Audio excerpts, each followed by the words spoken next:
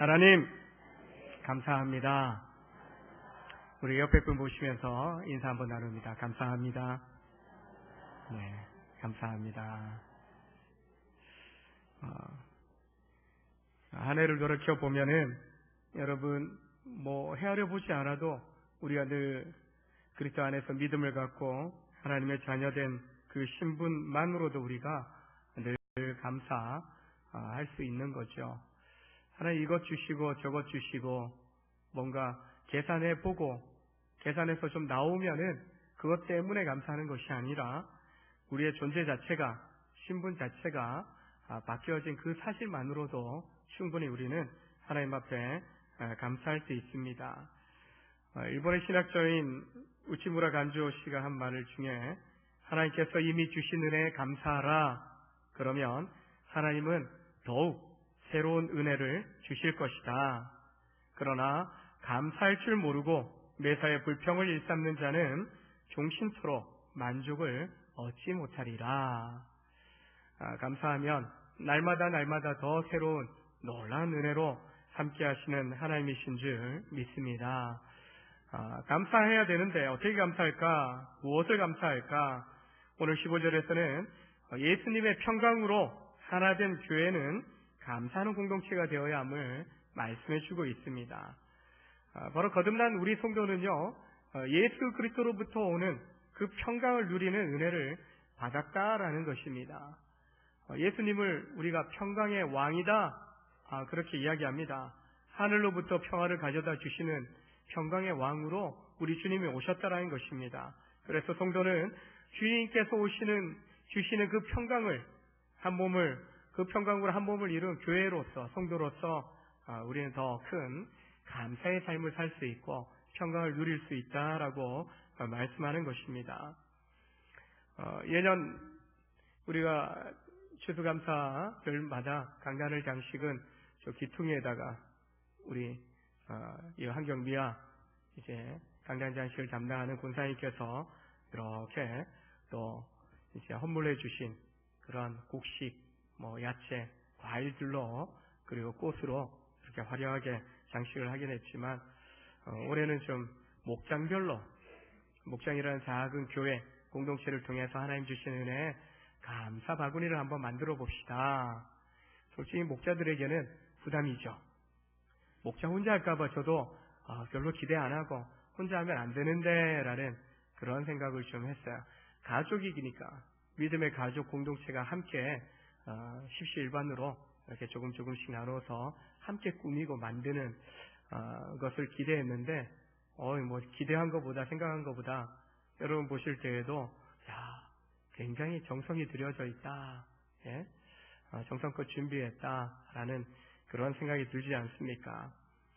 한 사람의 수고도 중요하지만 모두 마음을 모아서 함께 이 강단을 정말 감사의 예물로 드리고 또 이것을 또한 이웃을 위한 사랑으로 또 나눔을 우리가 행할 때 하나님 우리의 감사의 예물을 받으셔서 또 감사하고 또 기뻐하실 뿐만 아니라 우리 또한 이것을 통해서 하나님께 영광 돌리고 또 이웃들에게 또 나눌 수 있는 그런 사랑을 실천할 수 있기 때문에 우리에게 더 큰 또 감사와 기쁨이 있는 줄로 믿습니다. 이처럼 누구 한 사람이 아니라 우리는 함께 하나님의 은혜를 경험하고 하나님의 평강을 경험한 자로서 받은 은혜를 나 혼자 누리기보다도 함께 누리고 함께 영광을 돌릴 때에 더 큰 하나님의 은혜가 우리 가운데 부어짐을 보게 될 줄로 믿습니다.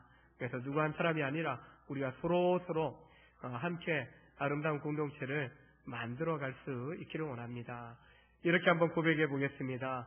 우리 옆 사람 보면서 이렇게 한번 고백해 보겠습니다. 따라서 합니다. 당신이 있어서 우리 교회가 더욱 건강해집니다. 당신이 있어서 우리 온정교회가 더 행복해집니다. 당신이 있어서 우리 가정이 행복합니다. 다시 한번 눈을 좀 쳐다보시면서요. 감사합니다. 가족으로 곁에 있어 주셔서 감사하고요. 또 믿음의 가족으로서 하늘 가족으로서 함께 예배의 자리에 늘 곁에 있어 주셔서 감사합니다. 여러분, 예배의 자리에 늘 내 옆에 앉는 권사님이, 집사님이, 또 혹은 우리 성도님이 자리에 안 보인다. 왜 안 왔지? 걱정되지 않으십니까? 곁에 있으면은요, 함께 있으면은 옆에 있는 우리 성도님의 걱정을 덜어주는 겁니다. 만약에 여러분이 그 자리를 비우면요, 앞에서 보는 담임 목사도 걱정돼요. 어디 아프신가? 우리 또 뭐 출타한다고 이렇게 미리 보고하고 가시는 분도 계시지만 이야기도 안 하고 이제 갑자기 결석하시면은 자리를 비우시면은 놀랍니다. 특히 어르신들 빠지시면은 놀랍니다. 어디 또 편찮으신가? 입원하셨는데 또 연락도 안 하고 또 입원하셨나? 그런 걱정이 드는 거죠. 그런 의미에서 여러분, 자리 안 비우는 게 옆에 있는 성도님들 마음을 좀 평안하게 하는 그런 일이 됩니다. 그래서 옆에 좋은 동력자로 믿음의 가족으로 또 함께하는 것이 우리에게는 서로에게 감사가 되는 것입니다. 바울은 평강을 위해서 우리가 한 몸으로 부르심을 받았다라고 말을 합니다. 교회는 주님의 몸입니다. 평강의 왕으로 오신 주님의 몸이기 때문에 바로 머리 대신 우리 주님이 평강이신 것처럼 우리는 믿음으로 말미암아 하나님의 자녀되고 하나님의 이제 아들 되신 우리 주님의 몸이 되어서 그분이 가져오신 그 평강을 누리는 그런 교회요, 성도의 삶을 살게 되는 것입니다. 바로 주님께 믿고 복종하는 성도로서 우리는 주님처럼 화목해하는, 화평케하는 삶을 살아갈 책임이 있는 겁니다.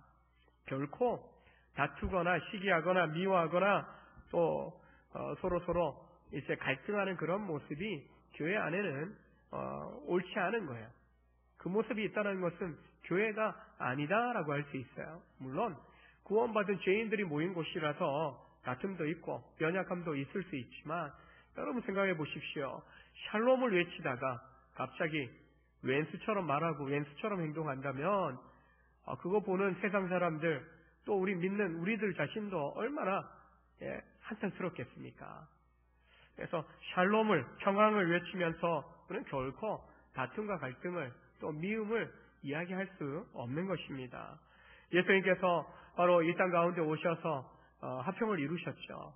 하나님과 우리 사이에 죄로 단절된 그 죄 문제를 해결해 주심으로 하나님과 우리 사이에 이제 화목하는 그런 길을 열어주셨습니다.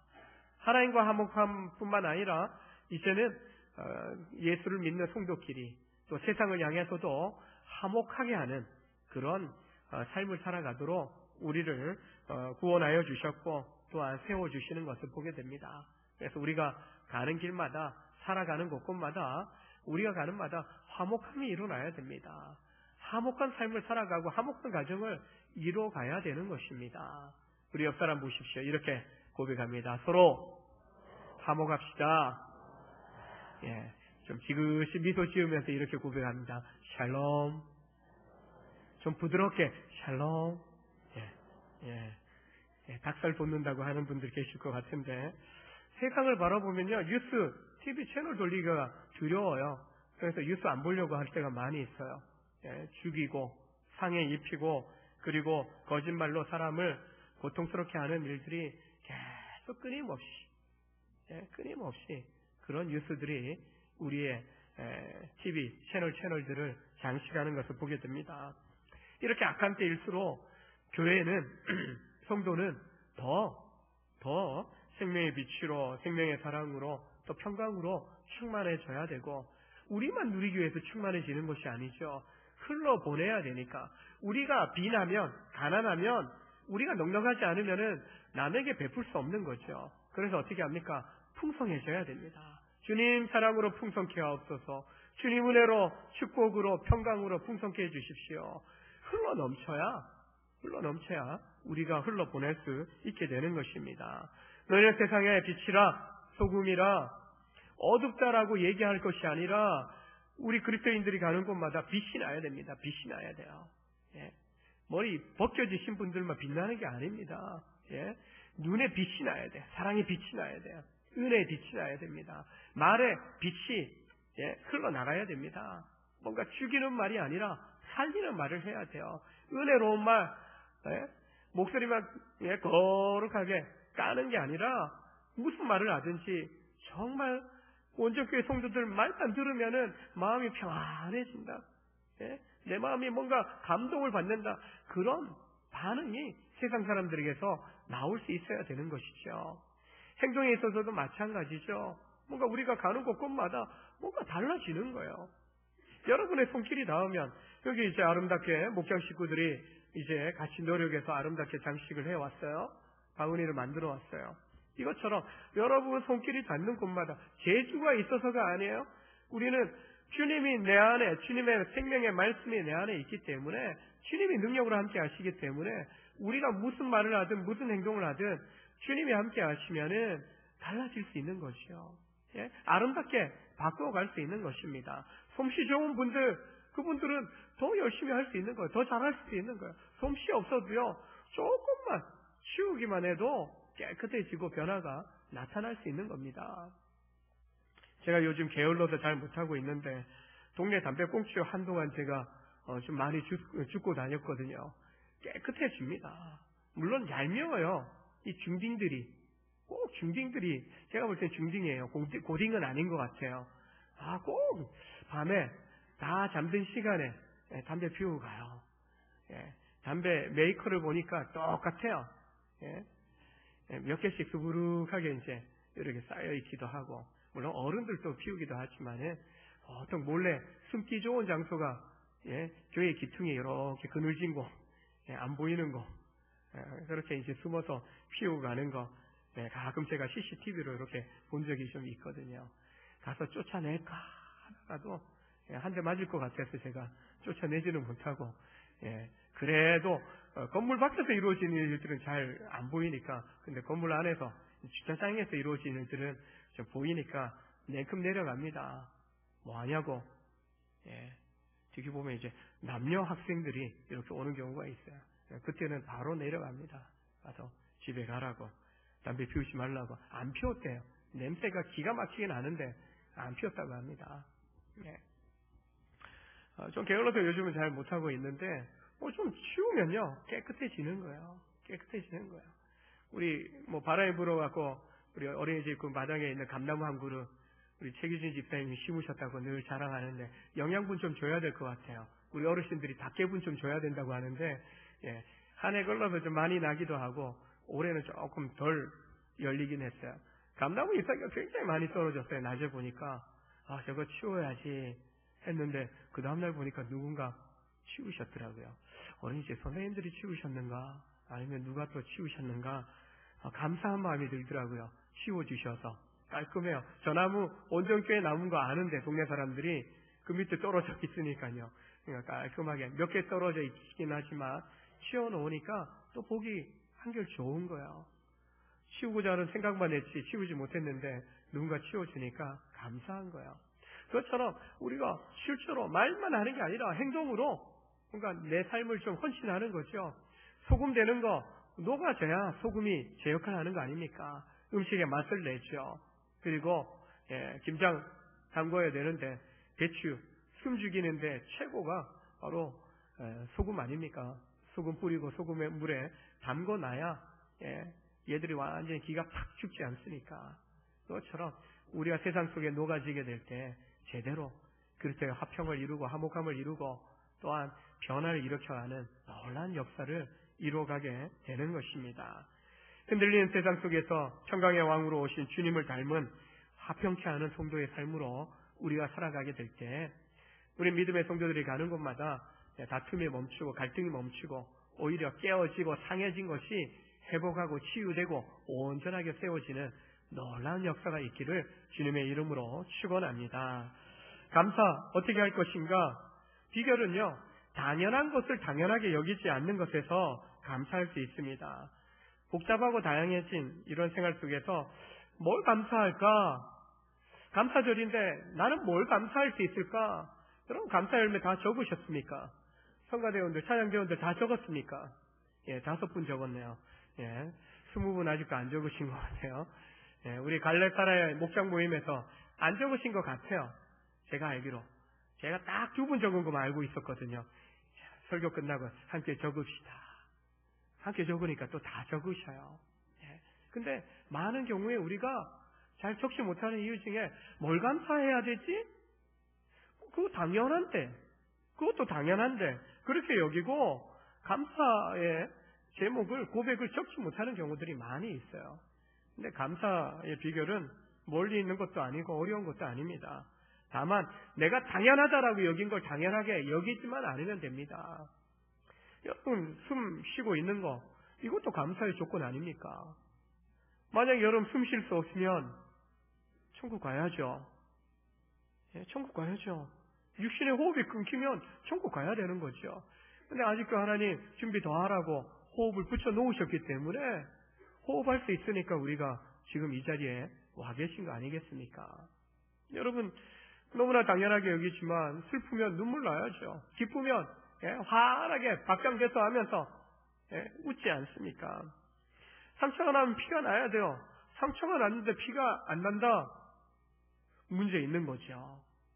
문제 있는 거죠. 아프면 아프다라고 호소도 해야 됩니다. 수술 받아야 되면 수술도 받아야 돼요. 당연한 것 같지만 우리가 살아있기 때문에 고통도 슬픔도 기쁨도 다 느낄 수 있는 것입니다. 병원에 가면 이제 환우 신방을 가게 되면은 이제 누워 있다가 갑자기 일어서셔요. 그래도 목사님이 왔다고, 그리고 우리 성도님들이 신방 왔다고 벌떡벌떡 일어나셔요. 아프신 분이 왜 그렇게 벌떡벌떡 일어나시냐고. 그냥 아픈 척 누워 계시라고. 아프니까. 아파서 누워 있는 게 정상이라고. 근데 또 너무 예의 바르셔서 다들 앉아서 일어나셔요. 누워 있다가 일어나 앉으시는데 막무가내로 그냥 일어나셔요. 어떻게 해요? 일어나시는데. 그러면서 신음소리 내면서도 신방원, 우리 신방대원들에 대해서 기뻐하면서 환하게 우리 믿음의 식구들 보니까 다 나았다고 그렇게 뻥도 치셔요. 그래서 그처럼 아파서 수술받고 아파서 입원했지만 저 믿음의 식구들 보면 또 행복해요. 날 기억해 준 거, 날 찾아와 준 거 감사하다라고 기쁨에 미소도 짓는 거죠. 그게 평범하지 뭐. 그게 특별한가? 그게 뭔 감사할 것인가? 근데 아픈 환우에게 있어서는요. 병상에 누워서 외로워하고 고통당하는 그 분에게 있어서는 찾아와 준 게 감사한 겁니다. 그리고 의사 선생님을 통해서 또 회복되고 있어요. 잘 참아줘서 다행입니다. 이야기 들으면은 감사한 거예요. 내 몸에 뭔가 면역력이 아직도 좋아서 잘 회복되고 있구나. 하나하나 당연하게 여기지 않고 그 작은 내 몸이 반응하는 것들에 대해서도 우리가 감사 고백할 수 있다는 것입니다. 듣지도 보지도 말하지도 못하는 헬렌 켈러는 이 세 가지의 장애를 지닌 여성이었습니다. 설리반이라는 가정교사 선생님을 만나기 전까지 너무 고통스럽고 아무런 소망도 없었지만 그 선생님의 노력으로 조금씩 좀 회복이 일어날 때쯤이었습니다. 펌프질을 하고 펌프에서 쏟아져 나오는 그 물을 이렇게 느끼면서 이제 우리말로는 이렇게 말을 처음 배워가는 거예요. 그 얘기를 들으면서 설리반 선생님이 그래 얘야, 그게 물이야, 이게 물이란다. 그러면서 손에다가 물을 써주는 거예요. 우리는요 하루에 수만 번의 그런 말들을 합니다. 단어들을 쏟아내요. 그러나 장애를 가지고 있는 분들 중에서는 단어 하나 말하기가 온 몸을 비틀어야 되고 속에서 끌어올려야 되는 그런 소리라는 것이죠. 우리는 너무나 쉽게 이 말이라는 소리를 내서 소통을 하고 있지만 소리 내지 못하는 분, 듣지 못하는 분, 때로는 보지 못하는 분, 때로는 느끼지 못하는 분들도 있어요. 그래서 우리의 오감을 느낄 수 있다, 그런 감각이 살아있다, 그것만으로도 우리는 감사할 수 있는 것입니다.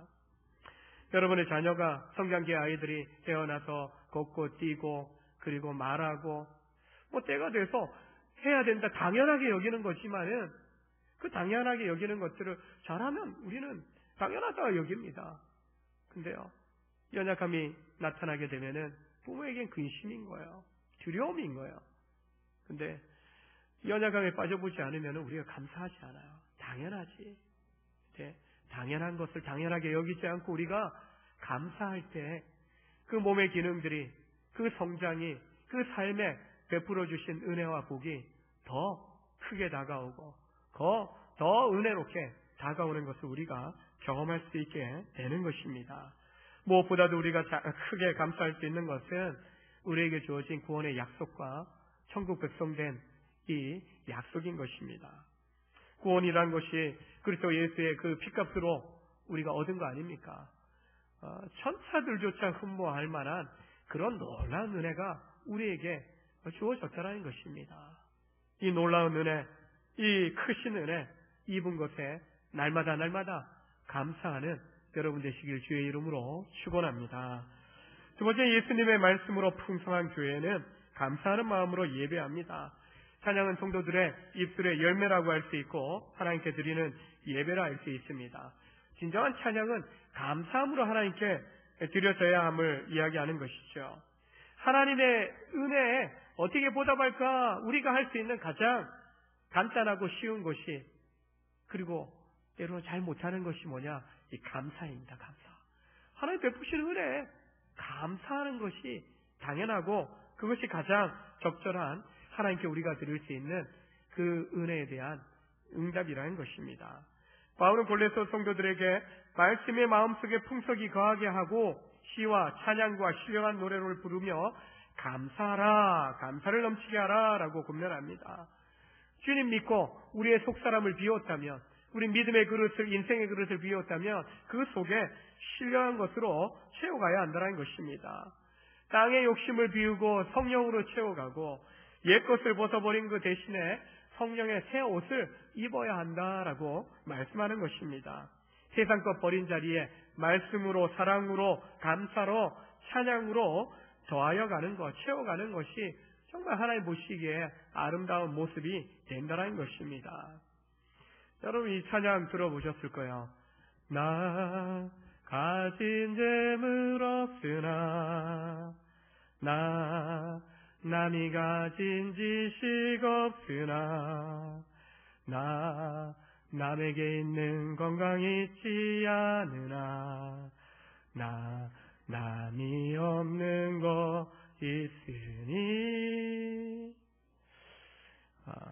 중증장애인인 송명희 시인이 지은 나 가진 재물 없으나 라는 찬양입니다. 장애의 고통 가운데 있을 때 성장하면서 얼마나 원망하고 불평하고 울부짖었겠습니까? 그런 소녀에게 하나님의 사랑의 빛이 임하였고 분명한 주님의 음성이 임하여서 정말 움직이기 힘든 그 몸으로 몽땅 연필을 잡고 삐뚤삐뚤 글씨로 하나님 들려주신 천상의 이 시를 옮겨 적은 것입니다. 주님이 소녀에게 주신 사랑의 마음이었고 소녀에게는 주님을 향한 아름다운 믿음의 고백이 담긴 그런 찬양시라고 할 수 있습니다. 언젠가 시인으로 찬양 이 작사가로 이름이 알려지자 외국의 큰 병원에서 당신 그 질병 우리가 한번 고쳐보겠습니다 제안을 했다고 합니다. 그러자 송명희 시인은 주님이 만들어 놓으신 이대로 살겠습니다. 난 이대로가 좋습니다. 하루하루 최선을 다해서 시를 쓰는 것이 내 모든 것이라고 믿고 살겠습니다 라고 고백을 하며 거절을 했다고 합니다. 저 같아도 원망부터 나올 것 같아요. 주님 만나지 못했다면 더 큰 원망 속에 죽고 싶었을 것 같아요. 그러나 이 자매님은 정말 힘든 과정 속에서 오히려 주님의 은혜를 경험하면서 이제 주님을 노래하는, 주님을 찬양하는, 또한 그 고백을 통해서 주님께 감사하는 이런 찬양시들을 통해서 우리에게 감동을 주고 있습니다. 공평하신 하나님이 나 남이 가진 것 나 없지만 공평하신 하나님이 나 남이 없는 것 같게 하셨네. 실제로 몸으로는 남이 가진 건강한 몸을 갖고 있지는 않지만 남이 갖지 못한 하나님의 음성을 듣는 것, 하나님의 영감을 가지고 시를 짓고 작사를 하는, 정말 남이 갖지 못한 그런 특별한 그런 은사를 하나님이 갖게 하셨다라는 것, 그것을 가지고 이 중증장애를 가지고 있는 송명희 시인은 감사 고백하고 있다라는 것입니다. 감사에 메마르고 매사에 불평과 불만에 가득 찬 사람들이 많이 있습니다. 그런데도 주님은요, 감사하지 않아도 하나님 베풀어 주신 그 은혜와 사랑에 대해서요, 감사하지 않으니까 내가 거둬간다, 해소해간다, 그렇게 인색하게 굴지 않으신 하나님, 인색하지 않으신 하나님이신 것을 보게 됩니다. 부족해서 감사하지 못하는 것이 아닌 것을 보게 됩니다. 그 마음에 주님의 사랑, 주님의 은혜가 채워지지 않고 뭔가 그 사랑, 그 은혜에 대한 깊은 감동함을 느끼지 못하니까 감사하지 못하는 거죠. 여러분의 속사람을, 심령을 주님의 사랑으로, 은혜로, 말씀으로 채울 수 있길 바랍니다. 내 의지로 되는 부분이 아니에요. 은혜가 느껴지고 은혜가 경험되어져야 되는 거죠. 그때 감사가 찬양으로 흘러나올 수 있고, 뭔가 하나님 앞에 뭔가 내 정성을 드린다 하더라도 감사함으로, 기쁨으로 우리가 하나님 앞에 영광 돌릴 수 있는 것입니다. 감사의 심령이 가득 차 있을 때 찬송이 나올 수 있는 거죠. 노래가 나올 수 있는 것입니다. 고백도 나올 수 있는 거예요. 그래서 여러분, 감사 열매 카드 안 적으니까 감사할 게 없나? 이 담임 목사가 은혜를 별로 못 끼쳐서 그러나? 저는 또 한편으로 또 죄스러운 마음이 드는 거예요. 죄스러운 마음이. 그러나 여러분, 이 시간 속에서 한번 헤아려 보십시오. 하나님 주신 은혜가, 하나님 앞에 감사할 것이 나에겐 그렇게 없나? 그렇게 없나? 정 없으신 분은 하나님 지금 예배 드릴 수 있게 하신 거 감사합니다. 저 살아있게 하신 거 감사합니다. 저보다 더 일찍 사고로 또 질병으로 이 세상을 떠나는 수많은 사람들이 있는데 주님 여전히 주님 주신 사명 감당하라고 살려주셔서 감사합니다. 내 생명 가지고 감사할 수 있는 거 다양하게 기도 제목이 나올 수 있고 감사 제목이 나올 수 있을 거라 생각합니다. 그래서 헤아려보고 주의 말씀에 비추어보고 또한 내 안에 주의 생명의 말씀이 부어졌기 때문에 그 은혜에 녹아져서 또 하나님 앞에 감사 고백 여러분이 드리실 수 있기를 원합니다. 세 번째는 성도는요, 예수님의 이름을 힘입어서 하나님 아버지께 감사해야 됩니다. 예전에 집집마다 가게 되면은 대문이 있으면 그 옆에 꼭 아버지들 이름 딱 적힌 문패가 있습니다. 문패. 요즘은 그렇게 흔치 않은 것 같아요. 보기 힘들어요. 그런데 이제 요즘은 그 문패를 대신하고 이제 집안 현관문에 가게 되면은 교패가 교회에서 하니까 천주교, 불교 다 불자예지 뭐 이렇게 뭐 또 적어서 다 달아 있는 것을 이렇게 이제 걸려 있는 거, 붙여져 있는 것을 보게 되는데요. 우리 성도의 삶에서도 마찬가지입니다. 예수 그리스도의 이름이 우리 삶에, 우리 인생에 좀 녹아져 있고 새겨져 있는 삶을 우리가 살아가야 됩니다. 우리의 삶은 예수 그리스도의 이름이 드러나는 예수 향기 나는 삶을 살아가야 한다는 것이죠. 왜 그러냐면 갈라디아서 2장 20절을 보면 바울 사도가 고백하기를 내가 그리스도와 함께 십자가에 못 박혀 죽었나니 이제 내가 사는 것은 나를 위하여 나 대신 죽어주신 하나님의 아들 예수 그리스도를 믿는 믿음 안에서 사는 것이라고 고백합니다. 믿음을 고백하는 순간 우리는 이미 2000년 전에 나의 죄를 대속하기 위하여 십자가에 달려 돌아가신 주님과 함께 죽은 것이 된다는 겁니다. 그리고 부활하신 것처럼 그 부활의 약속을 이제 붙잡고 살아가는 그런 믿음의 성도로 우리의 신분이, 우리 인생이 바뀌어졌다는 것입니다.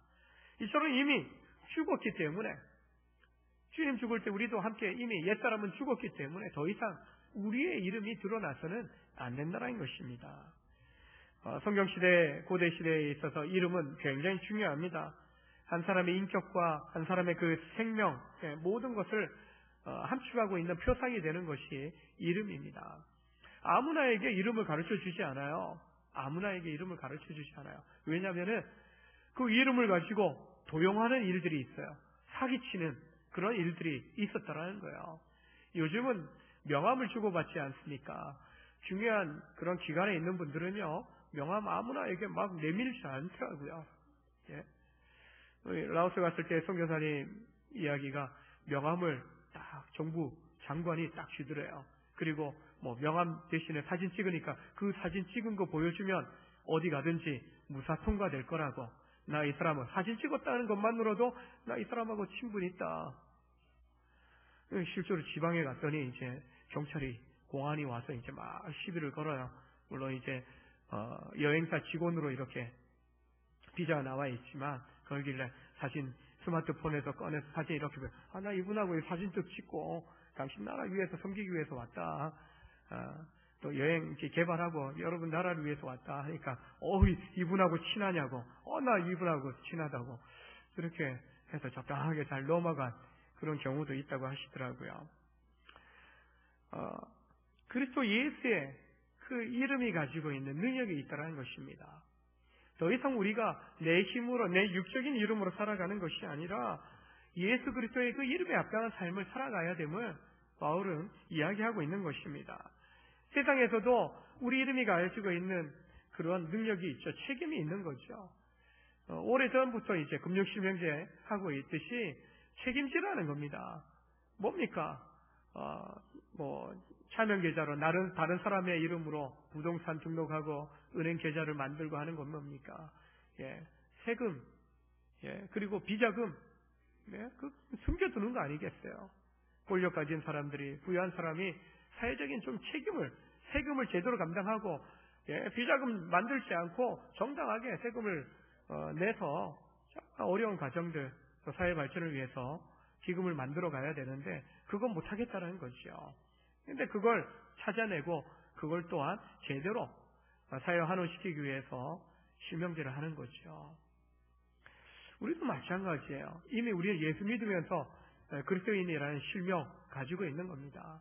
그래서 언제라도 우리는 내 이름으로 살아가는 것보다도 그리스도 예수의 이름으로 우리가 살아간다라는 그런 자부심을 가지고 또 책임을 가지고 우리가 살아가게 될 때 내 이름으로 하면은 뭔가 좀 막 살아가도 되는 것처럼 행동합니다. 근데 내가 예수 믿고 구원받고 내가 그리스도인인데 온전교회 성도인데 내가 잘못하면 내가 사고치면 우리 주님이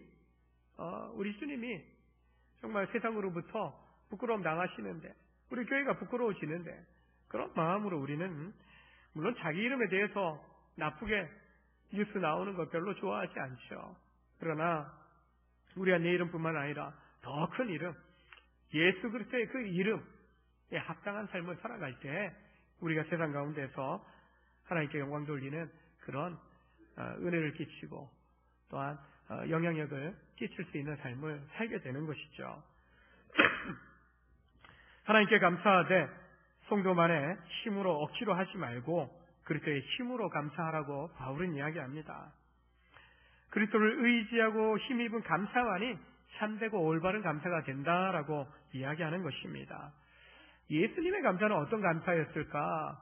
예수님의 감사는 감사할 수 없는 그 가운데 드리는 감사, 절대 감사였던 것을 보게 됩니다. 태어나셨던 곳도 말구유, 냄새나는 말구였습니다. 가난한 목수의 집안에서 성장했습니다. 공생의 기간에도 머리 둘 곳이 없을 정도로 가난한 여정을 보내셨습니다. 하나님의 아들이셨음에도 불구하고 돌 맞고 조롱당하는, 침뱉음 당하는 그런 수모를 겪으셔야 했습니다. 우리 죄를 대속하기 위해서 하나님의 아들이신 그분이 십자가에 달려 죽으셨습니다. 이것이 바로 구원의 주로 오신 우리 주님의 삶이었습니다. 인간이 겪을 수 있는 최악의 상황 속에서도 주님은 언제나 하나님께 대한 감사와 신뢰를 잃지 않은 것을 보게 됩니다. 감사할 수 없는 조건에서도 감사하고 믿는 절대적인 감사의 삶을 우리 주님이 사셨다는 것입니다. 바로 이런 모습을 두고서 바울 사도는 그리스도를 힘입어 감사하라고 우리에게 도전하는 것입니다. 바로 주님의 절대 감사를 본받으라는 것입니다. 주님을 의지하고 힘입어 어떤 상황 속에서도 감사와 믿음 잃지 않는 우리 믿음의 성도들 되시길 바랍니다. 그렇게 할 때 세상이 감당할 수 없는 믿음으로 세상을 이기고 승리하는 그런 복된 하나님의 일꾼이 되고 제자된 그런 삶을 우리가 살게 될 줄로 믿습니다. 바울 사도는 그리스도 안에서 새 사람을 입은 성도여, 이제는 더 이상 자기 중심의 삶을 살지 말고 예수 그리스도 중심의 삶을 살아가라고 말하고 있는 것입니다. 예수님의 평강으로, 예수님의 말씀으로, 예수님의 이름으로 힘입어 늘 감사가 넘치는 여러분의 복된 삶이 될 수 있기를 주의 이름으로 축원합니다.